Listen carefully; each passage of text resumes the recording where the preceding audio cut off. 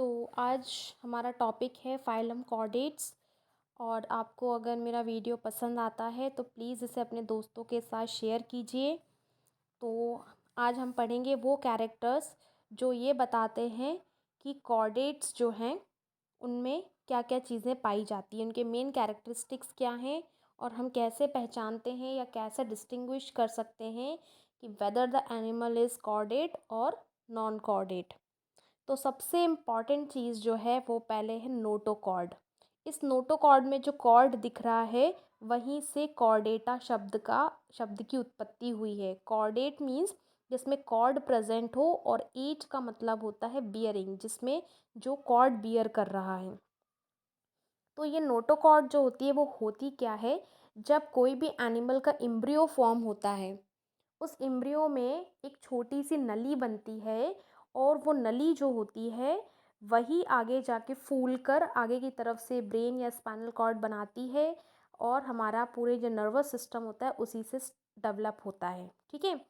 तो नोटोकॉर्ड जो है आगे जाकर हमारी पूरी पीछे की स्पाइनल कॉर्ड, बैकबोन, हमारी रीढ़ की हड्डी और हमारा ब्रेन, हमारा ये पूरा जो स्ट्रक्चर है ये नोटोकॉर्ड से बनता है। तो बेसिकली कॉर्डेट्स में ये नोटोकॉर्ड जो होती है वो सेंट्रल नर्वस सिस्टम के नीचे प्रेजेंट होती है। सेंट्रल नर्वस सिस्टम मतलब ब्रेन और स्पाइनल कॉर्ड। ठीक है। दूसरी पोजीशन इसकी है डॉर्सल साइड होती है एलिमेंट्री कैनाल के। एलिमेंट्री कैनाल वो होता है जहाँ पे हमारा डाइजेशन होता है, हमारा डाइजेस्टिव सिस्टम, और उसके पीछे की तरफ यानी हमारी पीठ की तरफ, अगर हम ह्यूमन बींग्स की बात करें तो जो पीठ होती है उसको डॉर्सल, और आगे की तरफ चेस्ट के साइड की तरफ वेंट्रल कहा जाता है। तो ये डॉर्सल साइड पे प्रेजेंट होती है। दूसरा कैरेक्टर है tubular nerve cord. Tubular nerve cord, tubular मतलब होता है ट्यूब लाइक स्ट्रक्चर जो अंदर से हॉलो हो, और नर्व कॉर्ड यानी कि हमारी जो मेन नस होती है, नर्व होती है, न्यूरॉन का पूरा जो स्ट्रक्चर है, नर्व सेल, वो ट्यूबुलर नर्व कॉर्ड प्रेजेंट होती है, डॉर्सल प्रेजेंट होती है यानी पीठ की तरफ प्रेजेंट होती है, और सिंगल होती है। और उसमें कैविटी जो होती है उसको हम न्यूरोसील कहते हैं। ये सीलोम वर्ड का सील है। न्यूरो मीन्स न्यूरॉन, क्योंकि नर्व का जो सिंगल यूनिट है वो न्यूरॉन कहलाता है। तो इसकी कैविटी जो है वो न्यूरोसील कहलाती है। थर्ड आता है न्यूरॉन्स। न्यूरॉन्स जो होते हैं वो ओरिजिनेट होते हैं हमारे स्पाइनल कॉर्ड से निकलने वाली डॉर्सल और वेंट्रल रूट्स से। ठीक है। डॉर्सल मतलब पीठ की तरफ, लेफ़्ट और राइट दो जड़ें निकलती हैं। वेंट्रल मतलब चेस्ट की साइड से दो रूट्स निकलती हैं, लेफ़्ट और राइट। तो वहाँ से ओरिजिनेट होती हैं हमारी पूरी न्यूरॉन्स। ठीक है, हमारे स्पाइनल कॉर्ड की रूट से। चौथा है फेरेंजियल गिल स्लिट्स प्रेजेंट होते हैं कॉर्डेट्स में।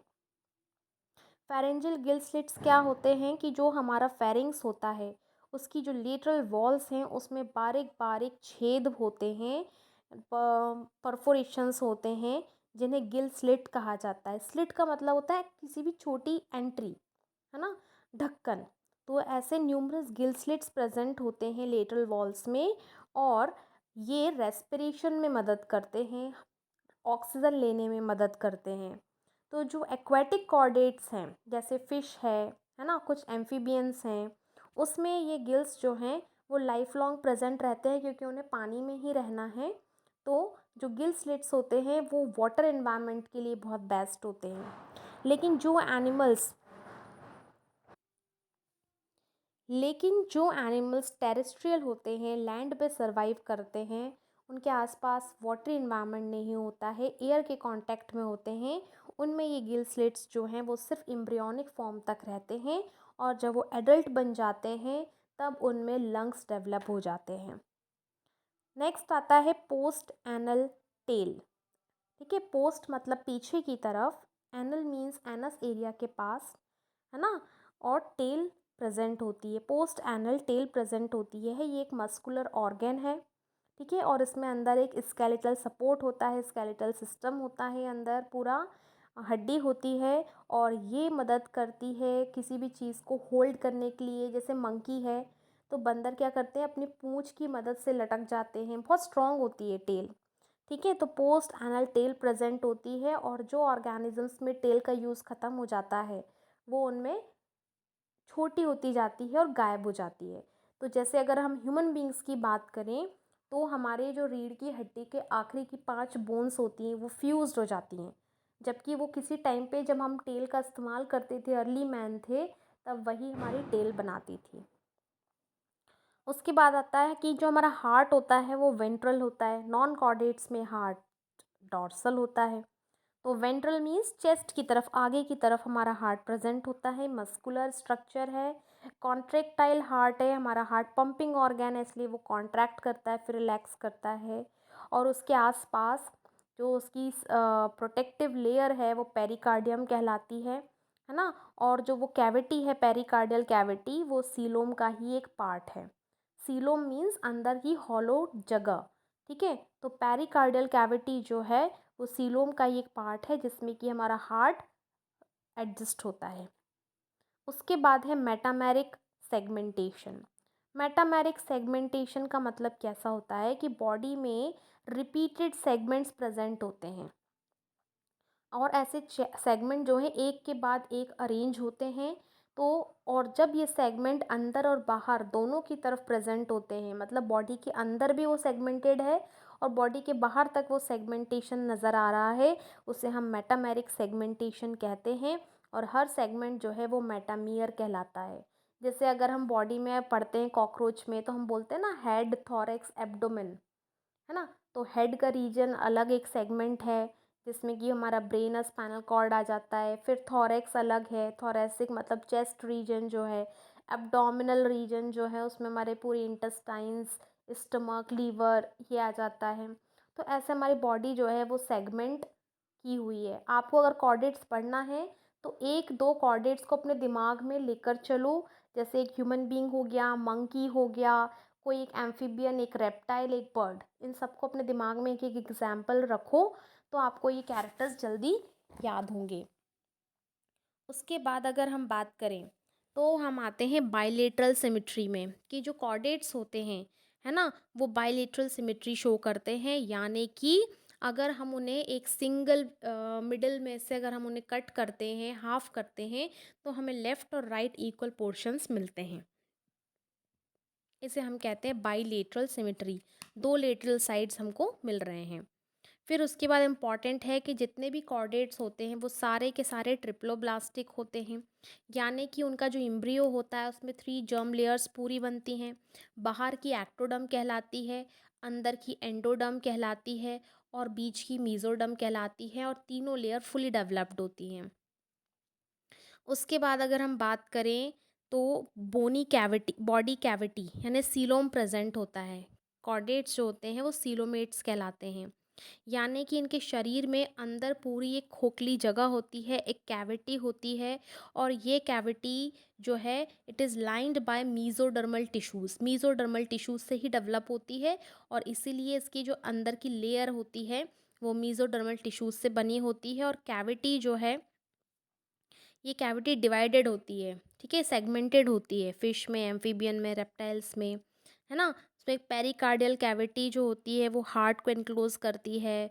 फिर एक होती है प्लूरोपेरिटोनियल कैविटी, ये हमारी बॉडी की कुछ ऑर्गन्स को एडजस्ट कराती है, जैसे उसमें लंग्स आ जाते हैं, हार्ट आ जाता है, ठीक है। और इसी का एक पार्ट है प्लूरल कैविटी जो बर्ड्स, रेप्टाइल्स और मैमल्स में लंग्स को एनक्लोज करती है।